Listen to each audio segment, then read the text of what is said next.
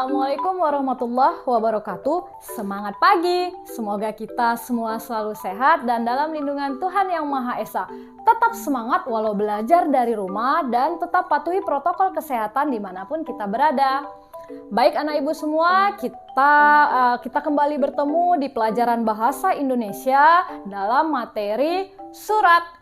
Nah, adapun kompetensi dasar pada kali ini yaitu mengidentifikasi informasi berupa kabar, permintaan, keperluan, dan permohonan dari surat dinas dan surat pribadi yang dibaca dan atau didengar.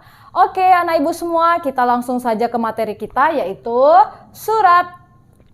Nah, surat adalah sarana atau alat komunikasi tertulis untuk menyampaikan informasi atau pesan dari satu pihak ke pihak yang lain.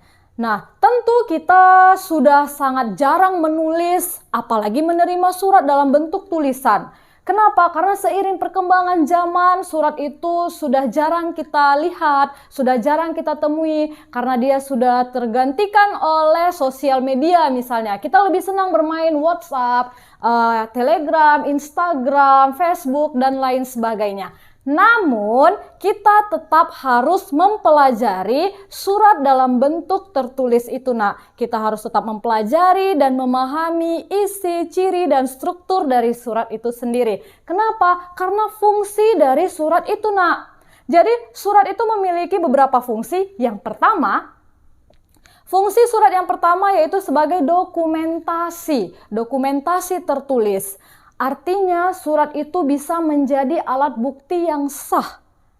Contohnya surat perjanjian jual beli misalnya, kan tidak bisa kita hanya melalui WA, melalui foto dan lain-lain. Dia harus ada surat tertulisnya, surat akta notaris atau surat wasiat dan lain-lain. Nah, fungsi surat yang kedua sebagai alat pengingat. Kita sebagai manusia pasti memiliki keterbatasan dalam ingatan. Misal untuk beberapa tahun ke depan, beberapa masa ke depan, kita ingin menuliskan sesuatu dalam bentuk surat, maka fungsi surat di situ adalah sebagai alat pengingat. Baik, fungsi yang ketiga surat itu adalah sebagai bukti historis.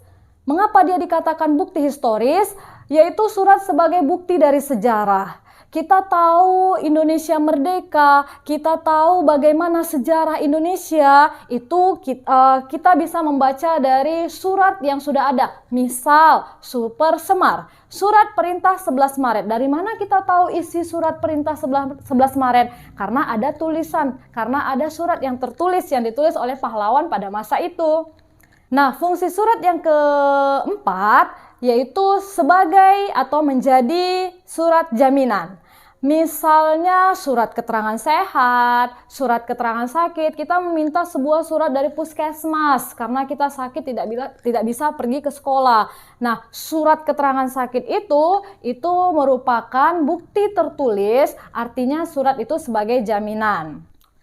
Nah, sekarang kita beralih ke jenis surat. Jenis surat itu ada dua, yaitu surat pribadi dan surat dinas. Di pembelajaran kali ini kita membahas tentang surat pribadi. Surat pribadi adalah surat yang ditulis oleh seseorang kepada orang lain yang isinya berhubungan atau berkaitan dengan kepentingan pribadi. Surat pribadi bisa ditujukan kepada kerabat, juga saudara, bisa ditujukan kepada ayah, ibu, nenek, paman, kakak, dan lain sebagainya.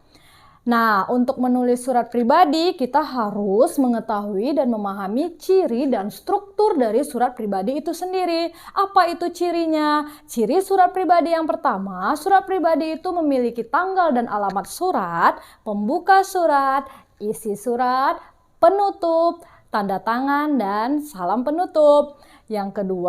Ciri yang kedua, surat pribadi itu isinya berkaitan dengan kepentingan pribadi. Dan ciri yang ketiga, tentunya bahasa yang digunakan dalam surat pribadi adalah bahasa atau kalimat yang sopan dan santun.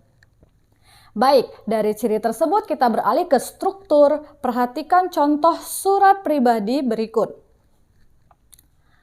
Melalui contoh dari surat pribadi ini, kita bisa mengetahui struktur dari surat pribadi itu sendiri. Struktur berarti urutan yang terdapat di dalam surat pribadi itu sendiri. Yang pertama, Ibu tandai yang pertama. Yang pertama adalah alamat dan tanggal surat. Struktur yang pertama dalam surat pribadi adalah alamat dan tanggal surat. Turun ke bawah, struktur yang kedua yaitu salam pembuka. Salam pembuka dalam surat pribadi sifatnya bebas namun tetap sopan dan santun. Contoh, salam rindu, ibu, misalnya contoh di papan, ibu Dewiku yang tersayang, ibuku yang tercinta, dan lain sebagainya. Struktur berikutnya turun ke bawah itu ada pembuka atau pendahuluan. Pendahuluan di sini umumnya kita menanyakan kabar atau memberi kabar, halo apa kabar? Saya di sini sehat dan saya berharap kamu juga sehat di sana. Seperti itu.